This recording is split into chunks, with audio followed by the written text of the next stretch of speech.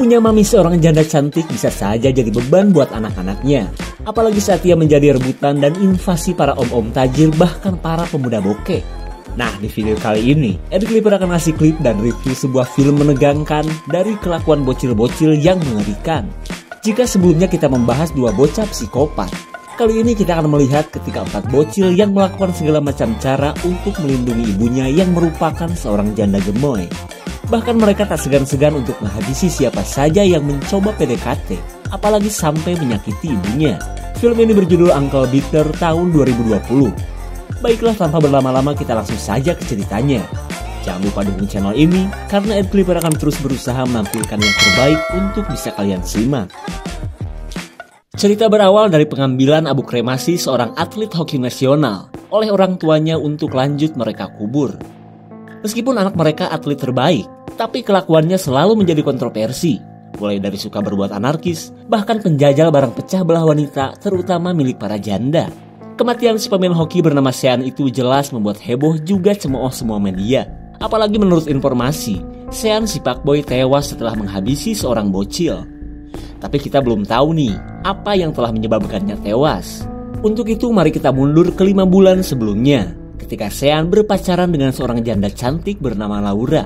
Akan tetapi gaya pacaran dan ngapel Sean bukan sekedar bawa martabak dan nongkrongin pasar malam, melainkan check-in di hotel dan bermain krambol sepuasnya sampai belalainya bengkok bila perlu.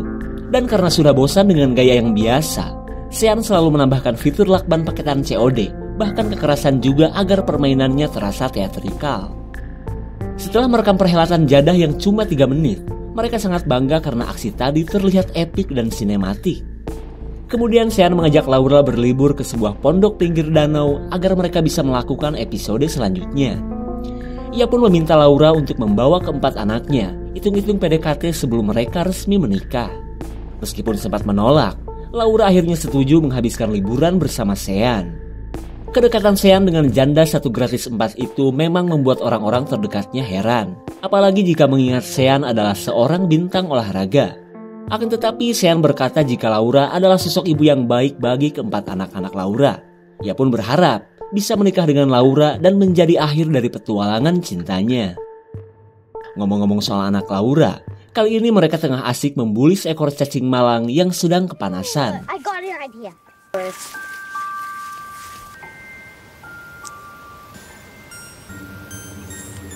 Melihat cacing tersebut mati digorong-gorong, para bocil ini mendadak teringat dengan ayah mereka yang sudah meninggoy beberapa tahun yang lalu. Ketika malam datang, Sean mengenalkan Laura kepada orang tuanya. Dan untungnya sambutan mereka terbilang baik meskipun Laura bukanlah seorang wanita lajang.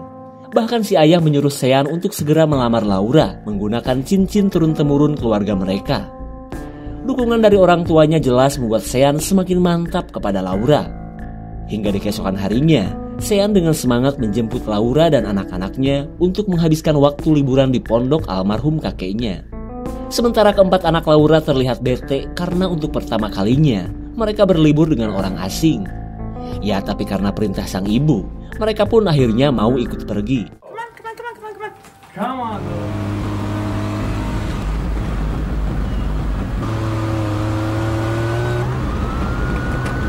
Di tengah perjalanan, Sean yang kebut-kebutan diberhentikan Pak Polisi yang juga merupakan temannya. Pak Polisi kepo dong, Sean semobil dengan seorang bocah. Lalu setelah diceritakan semuanya, Pak Polisi pun nyinyirin akan hubungan Sean yang mau-maunya berpacaran dengan Laura. Tapi karena sudah biasa digituin, Sean tetap slow dan memilih untuk melanjutkan perjalanannya. My legs are asleep. Hi. Hi, baby. When I was 19, my dad was going.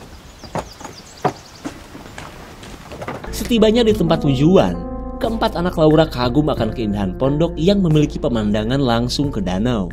Kemudian Sean memanfaatkan momen tersebut untuk mengekspansi kegemoyan emaknya mereka. Tapi baru juga pemanasan, mereka dikagetkan oleh para bocah yang menemukan seekor laba-laba yang sedang bertelur. Lalu saat mereka meminta Sean membunuhnya, ia berusaha terlihat bijak dengan melepas bola laba-laba ke alamnya. Terlihat Laura pun bangga dan merasa Sean pantas menjadi bapaknya anak-anak. Tak lama kemudian, teman lama Sean yang bernama Anthony datang dan berkata bahwa ia dan keluarganya juga sedang berlibur di daerah ini. Kedatangan temannya ini jelas membuat Sean merasa senang dan pangling. Apalagi saat ia melihat anaknya Anthony yang seperti sudah siap panen. Katanya tobat. Singkat cerita, Laura menemani anak-anaknya berenang, hitung-hitung gak perlu repot-repot lagi mandiin mereka. Lalu tiba-tiba anak-anaknya kaget saat melihat luka memar di tubuh Laura bekas keganasan Sean di atas ranjang. Kemudian Laura berusaha menutupi dengan berkata bahwa memar tersebut entah kenapa sudah berada di tubuhnya. Jawaban aneh dari Laura membuat anak-anaknya jelas merasa heran. Hingga mereka pun menduga Sean telah berbuat kasar kepada ibu mereka. Terlebih karena sebelum kenal dengan Sean, ibu mereka tidak pernah memiliki luka semacam itu.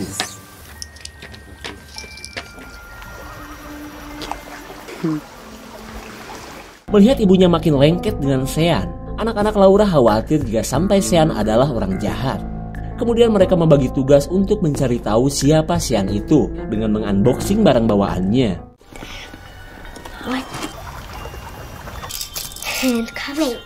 Dugaan mereka kini diperkuat saat si anak bernama Rosie menemukan benda-benda seperti untuk menyekap seseorang. Padahal kita tahu peralatan tersebut adalah seperangkat perabotan untuk memuaskan fantasi Sean. Lalu ketika menemukan cincin lamaran, Rosie yang tak mau Sean menjadi bapak tirinya langsung menyembunyikan cincin tersebut.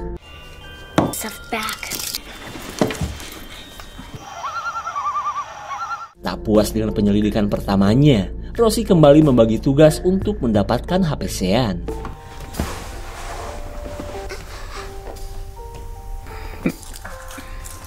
Hey Sean, can I borrow?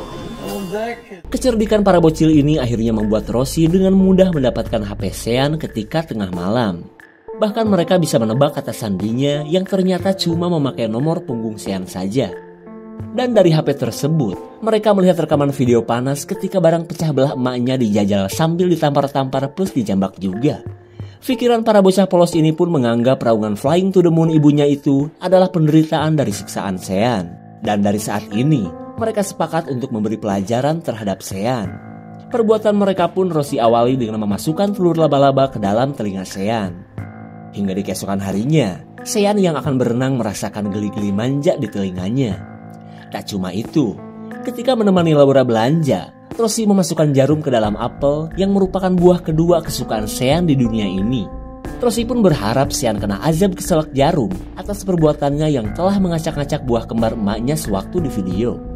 Di sisi lain, Sean yang sudah merasa baikan didatangi anaknya Anthony yang bernama Mattia.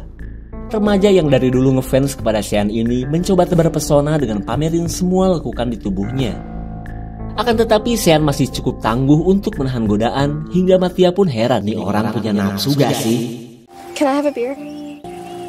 It's kind of hard to tell. Setelah gagal menarik perhatian Sean, Mattia minta foto bareng hitung-hitung hadiah hiburan yang bisa ia pamerkan kepada teman-temannya. Always. Okay.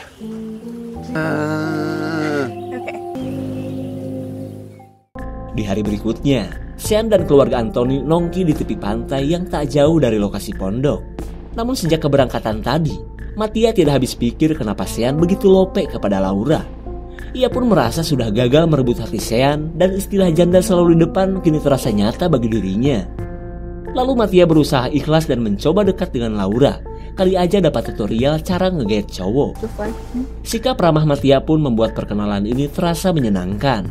Sementara kedekatan Mattia tersebut Sean manfaatkan untuk bisa berduaan sepuasnya bersama Laura. Lalu Sean meminta Mattia untuk menjaga keempat anak Laura. Karena sore nanti, ia akan mengajak Laura jalan-jalan sekalian melamarnya. Di sore harinya, keempat anak Laura mendengar jika ibu mereka akan pergi bersama Sean. Mereka pun benar-benar khawatir takut ibunya kembali disiksa seperti di video. Lalu tak lama kemudian, Laura menyuruh mereka untuk tinggal di pondok bersama Mattia. Meskipun sebenarnya ogah, tapi mereka tak berani menolak apalagi melarang kepergian ibunya.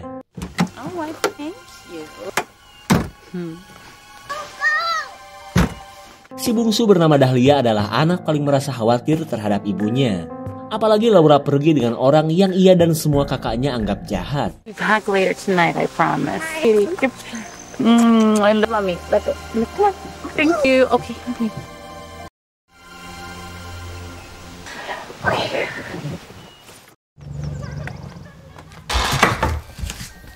Singkat cerita, Mattia terlihat kesulitan saat berbaur dengan anak-anak Laura. Bukan karena mereka lagi cemas saja, tapi mereka kesal karena menganggap Mattia sekongkol dengan Sean. Lalu ketika mendengar jika Mattia adalah teman Sean, Rosie dan yang lain benar-benar akan membuat perhitungan dengan Mattia. Kemudian Rosie mengajak Mattia untuk melakukan sebuah permainan yang sudah biasa para bocil ini lakukan. Ya, karena tak punya pikiran apa-apa, Mattia pun mengikutinya saja. Go on, it will be fun. Come on, yeah, trust us. No, trust us. You're not gonna drop me? Sure. Come on, knock. She's hurt. Okay, get her feet.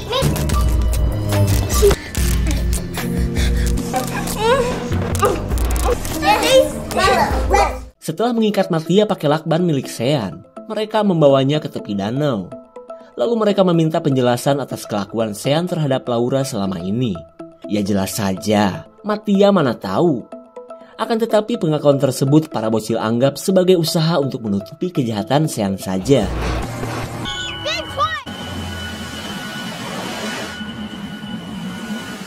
Di sisi lain, Sean membawa Laura ke sebuah spot terbaik untuk melamarnya. Namun ia tidak sadar, cincin kawin dari bapaknya sudah diambil oleh Rosie duluan. You see that?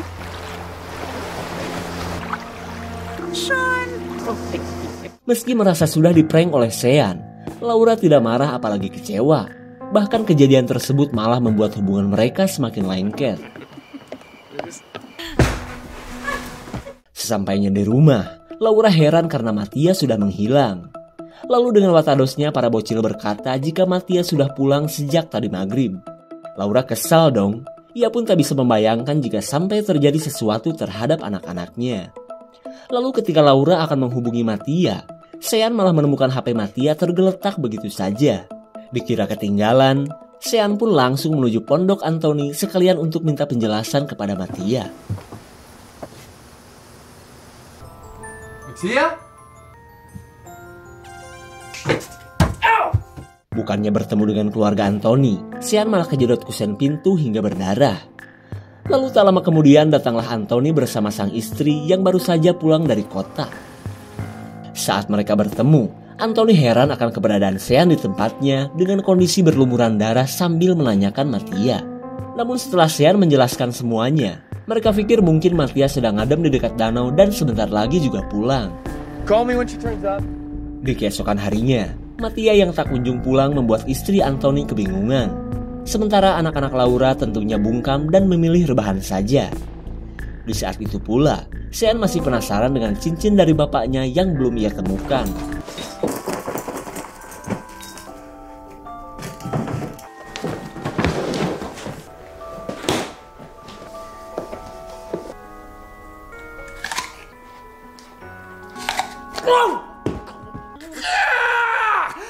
Jebakan Robin dari anak-anak Laura akhirnya berhasil membuat cungur Sean ketusuk jarum. Di tengah kepanikan semua orang, datanglah Anthony yang baru saja membuat laporan kepada polisi. Ia pun meminta Sean untuk memberikan keterangan jika Pak Polisi mengajukan pertanyaan atas hilangnya Mattia.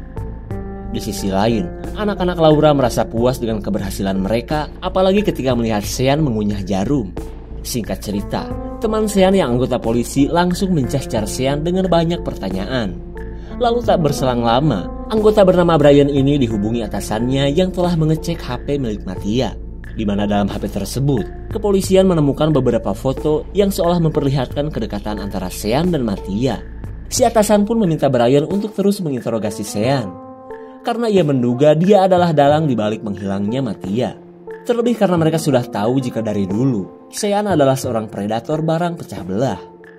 Kemudian Brian meminta Laura untuk keluar karena ia akan memberikan pertanyaan lebih detail lagi kepada Sean.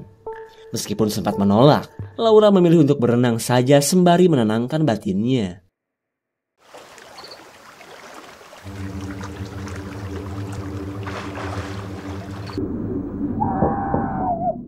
Singkat cerita, penemuan jasad Mattia membuat semua orang kaget, terutama buat anak-anak Laura. Akan tetapi sebagai orang terakhir yang melihat Mattia, mereka terbilang jago ngeles saat polisi memberikan pertanyaan. Mereka pun kekeh berkata bahwa Mattia sudah pergi sebelum kedatangan ibunya.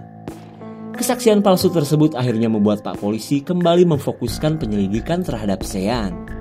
Di malam harinya, Sean mendatangi Anthony sebagai bentuk rasa peduli kepada temannya ini. Namun dari saat ini, Anthony dan istrinya mulai mencurigai Sean sebagai pelaku pembunuh anak mereka.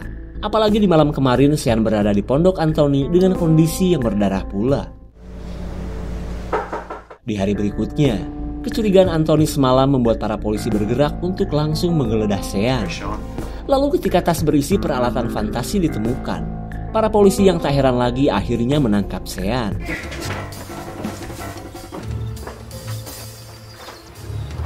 Absolutely nothing.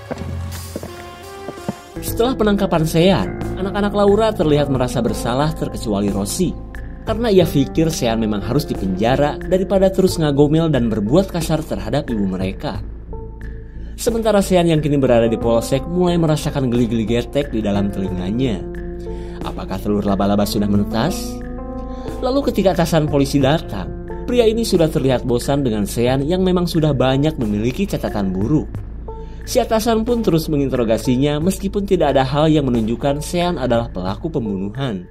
How long you been with your girlfriend? No, it's not. Seems like all kinds of...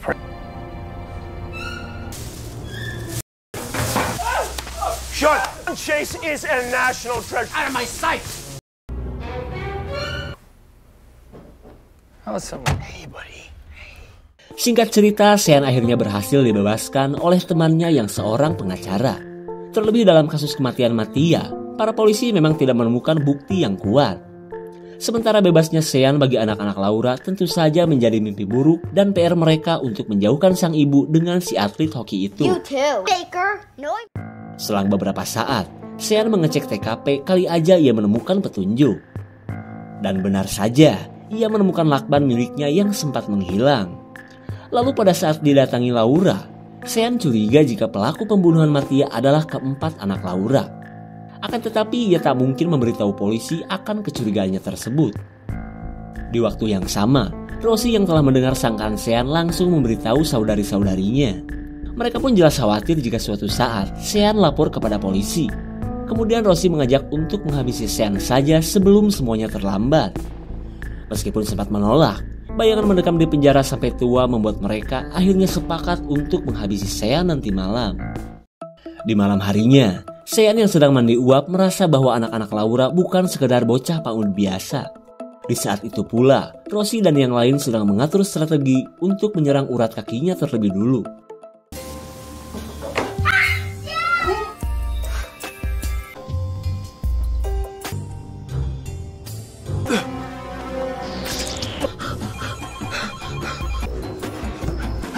Rosalie! Back, Rosalie! One advice. Let me through. Let me in! Ow! I'm falling like a... Oh no. Hold on, Rosie!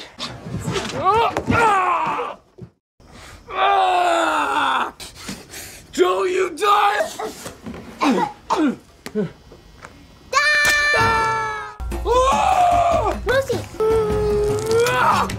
Rosie yang sebenarnya sedang sekarat berhasil nyolok mata Sean sampai picak. Lalu kini giliran yang lain untuk menuntaskan misi mengerikan ini.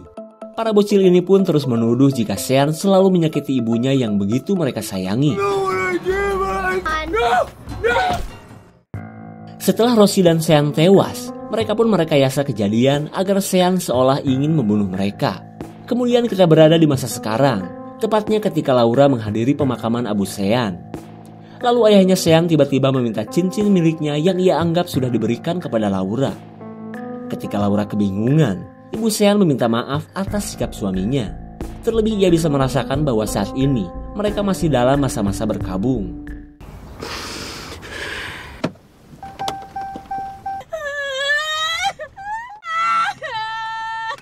Kehilangan dua orang yang Laura cintai tentu saja membuatnya bersedih. Hingga ketiga anak Laura pun tak tega jika sampai tak menceritakan kejadian yang sebenarnya. Dan hingga pada akhirnya, mereka memberikan cincin yang telah dicuri sambil menceritakan semuanya. 1 bulan berlalu, kepakboyan Sean si pembunuh bocil diangkat menjadi sebuah buku oleh Brian. Larisnya buku itu pun membuat Laura tak tega jika semua orang terus menganggap Sean sebagai penjahat. Kemudian ia memberikan cincin milik Sean sambil menceritakan apa yang sebenarnya telah terjadi. Dalam suasana yang masih tak menyangka, ibunya Sean meminta agar Laura menggelar konferensi pers dan menjelaskan semuanya ke publik. Tapi untuk yang satu ini, Laura tidak mau melakukannya karena sudah pasti berdampak buruk terhadap anak-anaknya. Penolakan tersebut jelas dirasa tidak adil oleh ibunya Sean. Hingga ia pun berniat untuk memberi penderitaan kepada anak-anaknya Laura sama seperti apa yang ia rasakan.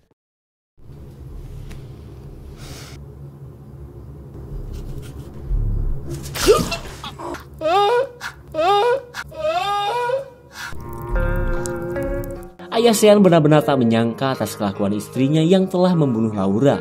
Sementara bagi wanita ini, hutang nyawa dibayar nyawa telah berhasil ia lakukan. Padahal ia tidak sadar, kematian Rosie sebenarnya sudah membuat Laura dan anak-anaknya merana. Ya jelas tidak adil dong. Bisa kebayangkan jika perbuatan ini diketahui anak-anak Laura. Tapi karena film sudah selesai, kita tunggu saja kelanjutan ceritanya. Apakah ketiga anak Laura akan menuntut balas atau hijrah menjadi bocil yang baik? Jika ada tambahan, komen guys ya. Segitu saja untuk klip dan review kali ini. Tonton video di klip lainnya ya. Terima kasih dan sampai jumpa.